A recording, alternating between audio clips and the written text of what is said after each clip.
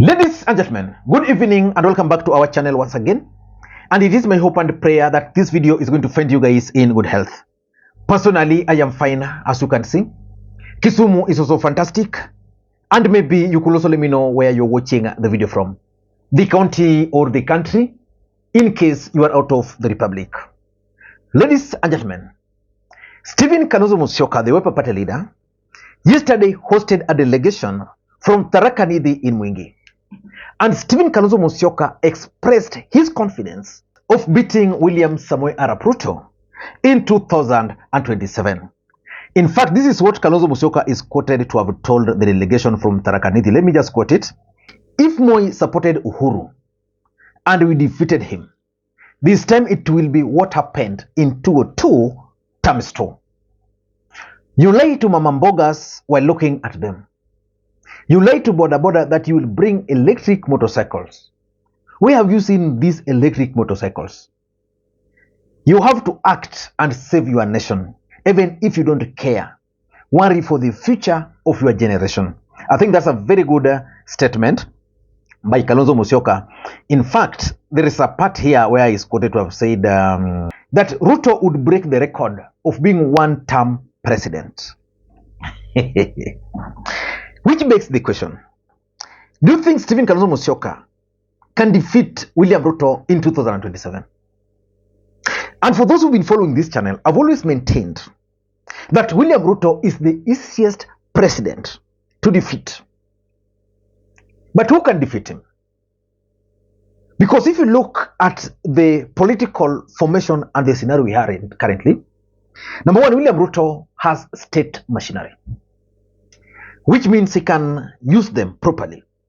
If he could outwit Raila and Uhuru, who were in power at that time, it's going to be very difficult to defeat Ruto. Number two, we are also talking of a fractured Azimio. Azimio is currently fractured. They're dealing with individual political parties' egos. As we speak, do you think Martha Karua can support Kalonzo Musyoka's bid? Are you even sure that Azimio is united and will remain like that until 2027? What about ODM party? And of course, you're also dealing with entitlement and demands. For example, ODM party strongly believes, and they are right, that they are the major political party in Azimio. And therefore, their support cannot be taken for granted. On the other hand, you are seeing Kalonzo Musyoka and Eugene Wamalwa also charting their own political path. So the dynamics is totally different. But can Kalonzo Musyoka defeat Ruto in 2027? In this video, I want to give you guys some strategies which Kalonzo Musyoka can actually use, if you like, to defeat Ruto in 2027. Because it's not going to be easy to defeat William Ruto. But before you do that, for those who are watching this channel for the first time, please take a second or two, click that subscribe button so that next time we produce a video like this, YouTube will automatically notify you. And to the subscribers, I want to continue thanking you guys for your continued support. Because without that support, this channel cannot be where it is. Ladies and gentlemen, without any further ado, allow me to dive in. What are some of the strategies that Stephen Kalonzo Musyoka can actually use to defeat William Ruto in 2027? And by the way, earlier today, I met with Gwada Got and we spoke at length. And generally, we spoke about the succession politics in Nyanza. And he told me something that shocked me. That as far as Nyanza succession politics is concerned, someone is going to emerge. And that someone is going to emerge during the 2027 presidential election. And that there is an individual who is going to contest for the presidency. And is going to perform so well to an extent that the Luo nation will just invite him to come and take over the leadership. I told him about Babu Owino. He agreed that Babu Owino is so powerful, but he strongly believes that because Babu Owino will not be running for the presidency, it's going to be very difficult for people to embrace him. So the people are going to embrace the person he told me. I don't know the name of the person. Do you agree with him? Now, let us get to our subject for today. For me, Kalonzo Musyoka can use the following strategy. Number one, Kalonzo must figure out how he can create a movement. The truth of the matter is that Azimio cannot defeat Ruto. ODM cannot defeat Ruto.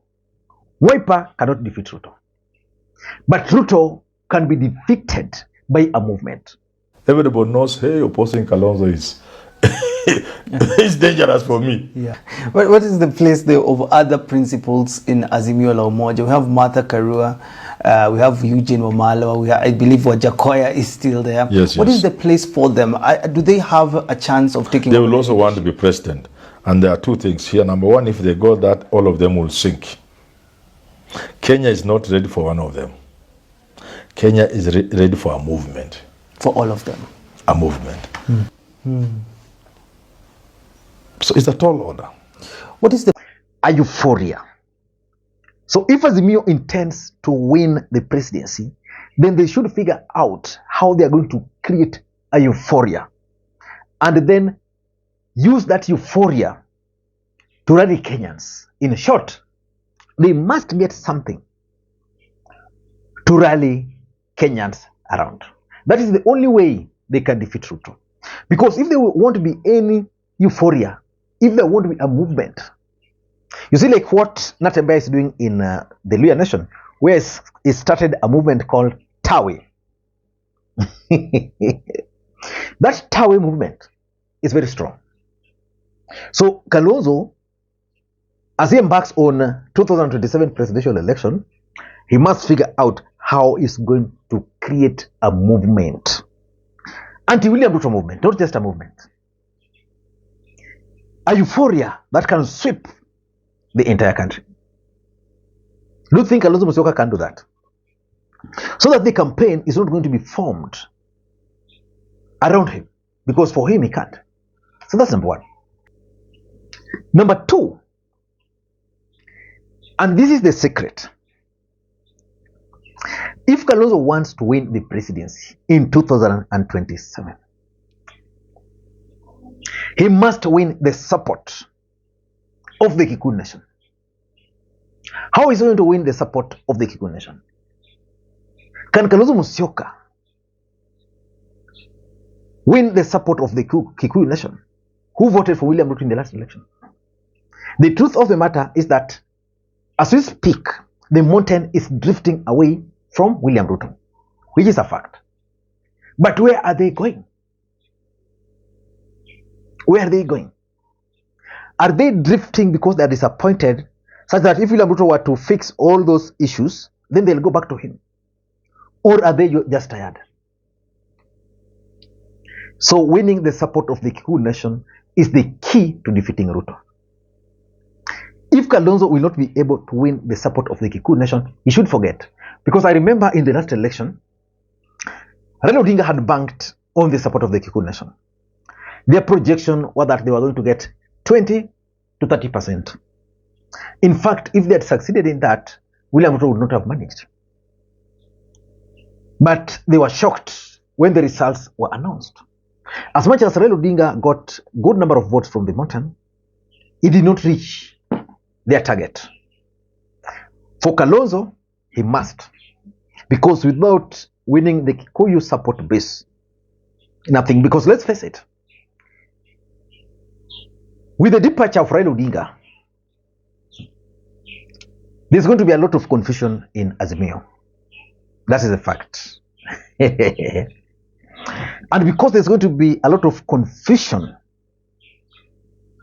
in Azimio, majority or some supporters will end up voting for Ruto, So which means Kalonzo Musyoka must also figure out, how can I win those who voted for Ruto and are unhappy? That is the first. That is the second thing must do, win the support of Mount Kenya. The strategy for winning Mount Kenya, I don't know. Maybe you can come up with that strategy. But there are several, if you ask me. Number three also lies on a very important aspect. The winning formation. The winning team. I've seen Kalonzo Musyoka move around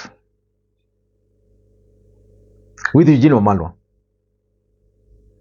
Let's just be honest. Honest. Let's just be honest. Is that ticket inspiring? If you ask me, no. That ticket is not inspiring. That is the honest truth. So for me, Kalonzo Musyoka must be very careful with the kind of team he's going to form. He must form a team that is capable of winning the support of ODM support base. Actually, it's generally believed if Kalonzo is going to be the flag bearer, the running mate will come from ODM, either Oparanya or Joho or Edwin Sifuna. How will that dynamics come into play? ODM, their fate is tied with Kalonzo Musyoka. Because against all odds from 2013, CORD, 2017 NASA, 2022 Azimio, Kalonzo has supported Raila against all odds, supporting him. If they do not support Kalonzo and pick any of these people, ordinary people we are seeing, they will be doing great disservice to themselves. He must form a team that is able to deliver his messages. He must form a team that will cover for his weakness. Kalonzo Musyoka is not known to be a firebrand politician. So you must have a team of firebrand politicians. Kalonzo Musyoka must also have a team of experienced politicians who will offer guidance. Do you want me to name for you guys the team? If I were to name first 11 for Kalonzo Musyoka, I'll go to the Luhya Nation, have Edwin Sifuna, who will be playing for him central mid there. I'll go to Luhya Nyanza, I'd pick Babu Wino, right? Then again in Luhya Nyanza, I'd go and pick Millie Mabona, face of a woman, because I know Gladys is a good pick, but being a gubernatorial candidate, it will be a bit difficult to engage fully. I'll go to the coastal region, pick Hassan Joho. Then go to the same coastal region, either Mishimboko or that Malindi women rep. Very serious. And of course, in Western, I'll then go to Busia and pick the women rep. Some firebrand lady there, and of course, probably talk to Omtata to bring that credibility to the ticket. I'll go to Central Kenya. Who would I pick from Central Kenya? A big challenge. But you will have to figure out. I don't think if that person should be Martha Karua. Maybe Wamushomba or someone who is emerging. But he should be able to get someone there. Kalonzo Musyoka should then go to northeastern Kenya and figure out who is the best. Bring this team together. People like Ledamo Lekina in the Masai land. People like Simbarati, for example, in the Kisii region. Bring them together. Provide 4 or 5 choppers for them. Unleash them. Wanaenda Kalonzo's activities 3 days, wanakuja zao the remainder of the days. Kalonzo will succeed. And it will require money. Number 4 is something that Raila Odinga has consistently failed to take seriously, but it's also very, very important. Vote protection strategy. If you ask anybody, they will tell you that Raila Odinga won. But Raila Odinga cannot provide evidence that he won. They will tell you that Raila Odinga did not have agents across the country. How can Kalonzo Musyoka protect his votes?